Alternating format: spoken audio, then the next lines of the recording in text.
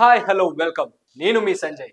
Trinayani serial fame పవిత్ర చందు 2 రోజుల gap లోనే మృతి చెందడం ఫ్యాన్స్ ను ఎంతగానో బాధ పెట్టిన సంగతి తెలిసింది. చందు మృతి గురించి తల్లి షాకింగ్ విషయాలను వెల్లడించగా ఆ విషయాలు తెగ వైరల్ అవుతున్నాయి. చందు తల్లి మాట్లాడుతూ గత 5 సంవత్సరాల నుంచి చందు పవిత్రతోనే ఉంటున్నాడని చెప్పుకొచ్చారు. చందు పవిత్ర పెళ్లి చేసుకుంటామని చెప్పారని చందు తల్లి కామెంట్లు చేశారు. అప్పటి నుండి చందు తన భార్య పిల్లలను పట్టించుకోవడం మానేశారని చందు తల్లి అన్నారు.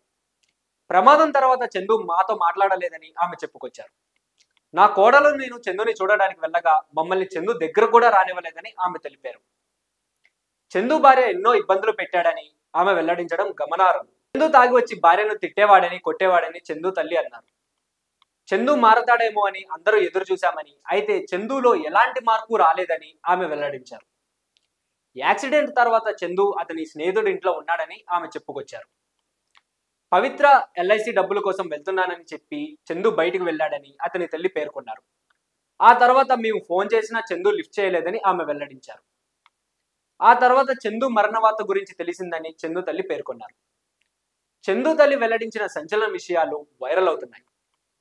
చందు భార్య సైతం సోషల్ మీడియాలో వేదికగా షాకింగ్ కామెంట్లు చేయడం జరిగింది. చందు ఆత్మకు శాంతి చేకూరాలని నేటిజన్ల నుంచి అభిప్రాయాలు వ్యక్తమవుతున్నాయి. చంద్రకాంత్ మరణం అతని ఫ్యాన్స్ ని ఎంతగానో బాధ పెట్టింది. సో మరిన్ని ఇంట్రెస్టింగ్ అప్డేట్స్ కోసం please do like, share and subscribe to our channel.